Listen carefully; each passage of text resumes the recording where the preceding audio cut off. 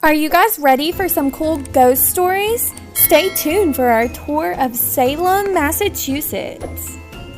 Our first stop is at Old Town Hall, located in Derby Square, which is the earliest surviving municipal structure in Salem. Due to its beautiful architecture, it's featured in countless films, including a Halloween favorite, Hocus Pocus.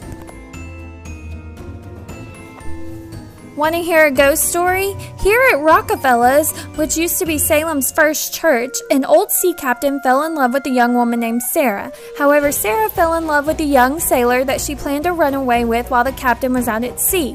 Unfortunately, the captain returned early from sea and was so furious with what Sarah had planned that he hit her in the head with a giant plank of wood. She died in the alley next to the old church, and the captain buried her body underground in the tunnels. Now she is said to haunt Rockefeller's, and you can ask anyone about the Lady in Blue. In 1970, a Hollywood studio where Bewitched was filmed burnt down, so they shot 4 episodes here in Salem. They put this statue here to commemorate that time, but it was really controversial when they put it in.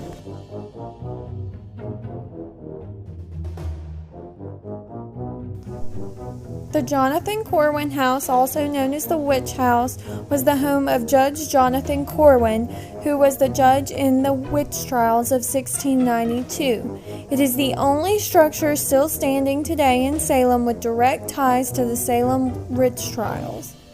Corwin bought the house in 1675 when he was 35 and lived there for more than 40 years.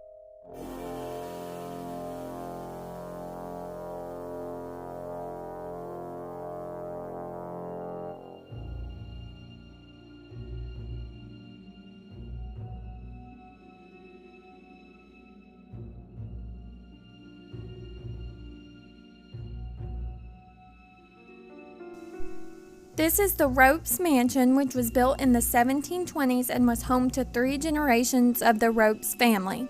It was purchased by Judge Nathaniel Ropes in 1768. Ropes was also a loyalist, which was disfavorable in Salem.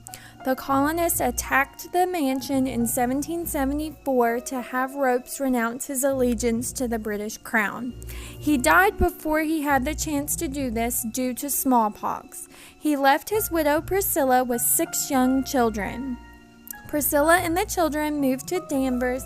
However, his son Nathaniel and his wife Sarah moved back here at a later date. They had 3 children themselves, Nathaniel the 4th, Sarah, who is also known as Sally, and Abigail. Sally married and they had a daughter, and her husband died shortly after her daughter was born. Then, 10 years later, Abigail's petticoats caught on fire after they got caught in the mansion's fireplace. Abigail did not die from the fire, but she died at a later date due to the burns that she had sustained. Shortly after, Sally's daughter died as well. In 1907, the Ropes Mansion was gifted to the trustees of the Ropes Memorial for a public benefit, who added this large garden to the property. Tragedy struck the Ropes Mansion in August of 2009. The Ropes Mansion caught on fire.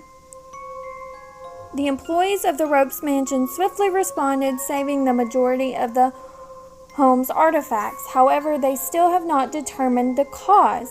Some suspected a heat gun that had been used in an exterior renovation, and others suspect the ghost of Abigail Ropes. Another cool fact about the Ropes Mansion is it was from a scene in Hocus Pocus as well.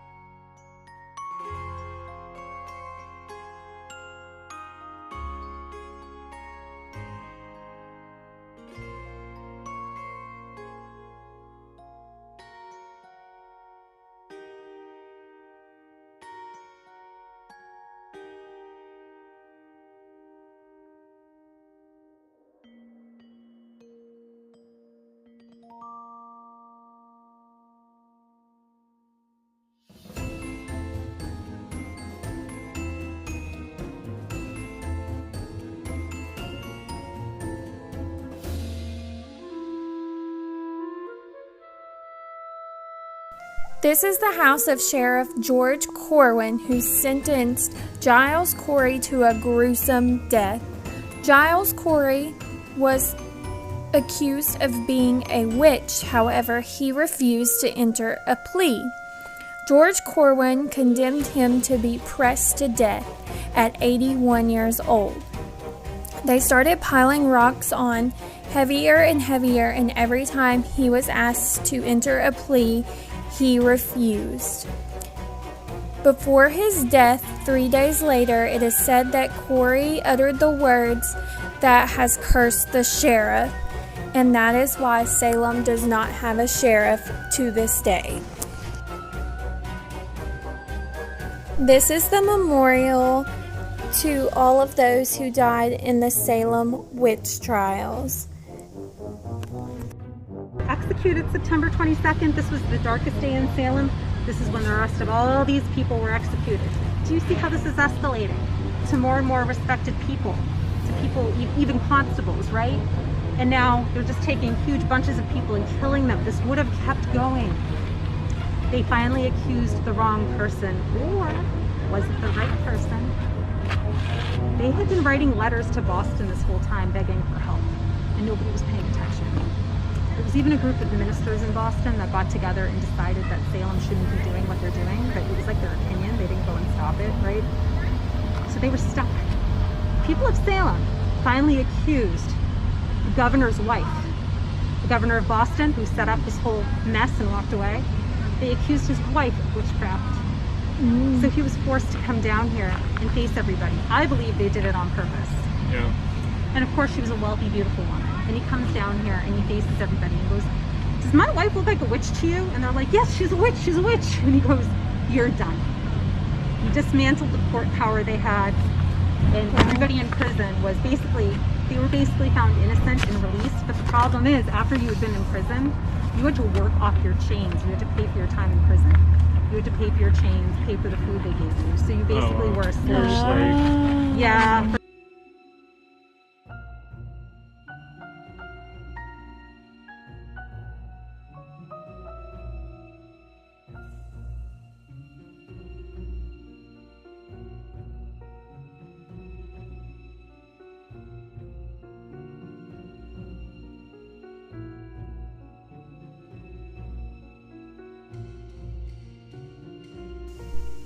For my life now lies in your hands. On my dying day, I am no witch.